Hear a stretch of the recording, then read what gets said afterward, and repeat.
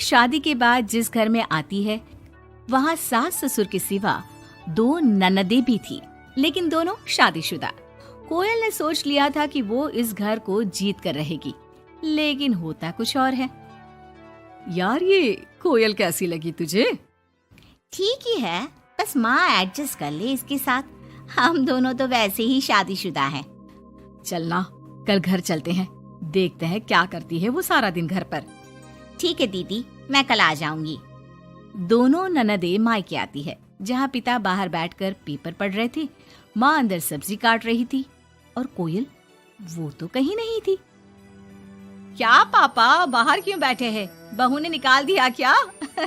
चलिए अंदर देखिए, कैसी लू सी चल रही है। चलिए तो। अरे नहीं नहीं, अंदर लाइट नहीं आ रही है, रोशनी भी कम है और हवा भी नहीं है। मैं तो कहता हूँ तुम दोनों भी जाकर चेयर यहीं लगा लो। क्या माँ, तुम क्यों काम कर रही हो? कहाँ है वो राजकुमारी? अरे सुबह से ही कोयल लगी है, मैंने अभी भेजा है जबरदस्ती कि जाओ जाकर लेट लो। पता नहीं क्यों इतना काम करती है। जब से आई है वक्त पर खाना पीना, वक्त पर दवाई, सब की जिम्मेदारी ले ली है उसने। वो तो हम भी कर रहे हैं ना माँ, अपने ससुराल में सभी को तो करना पड़ता है। उसमें वो नया क्या कर रही है? पापा के सफेद कपड़े कैसे पहले चमकते थे, अब देखो तो कितने मैले कुचैले लग रहे। कौन धोता है? धोती तो बहू ही है, लेकिन क्या करे बेचारी, मशीन ही खराब पड़ी है।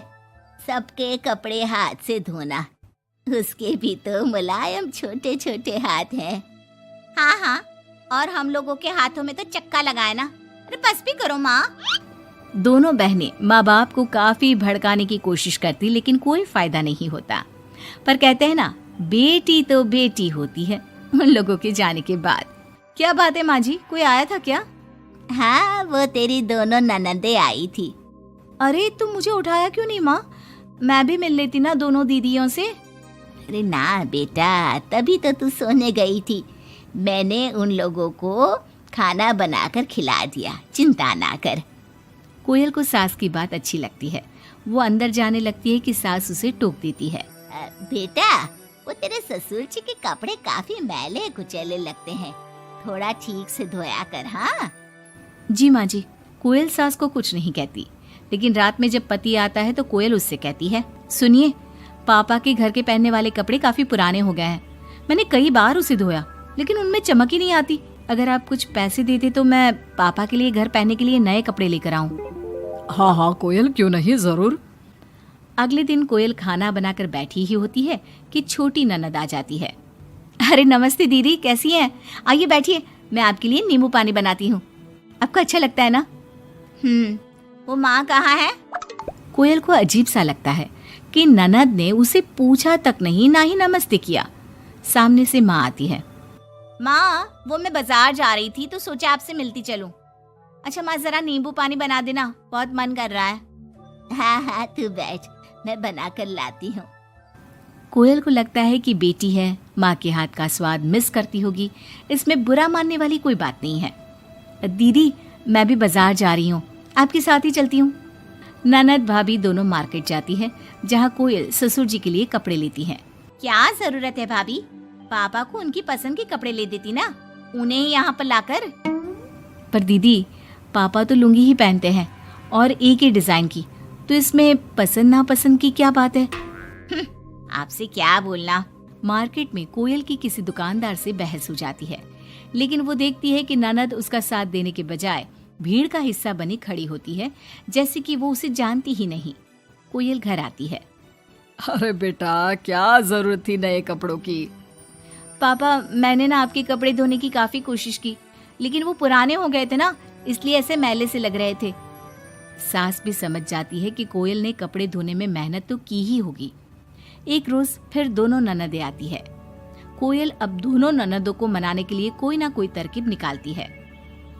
ये साड़ी दीदी को दे देती हूँ, मेरी नई साड़ी है, कम से कम साड़ी देखकर खुश हो जाएंगी। दीदी, ये साड़ी आप ले लीजिए।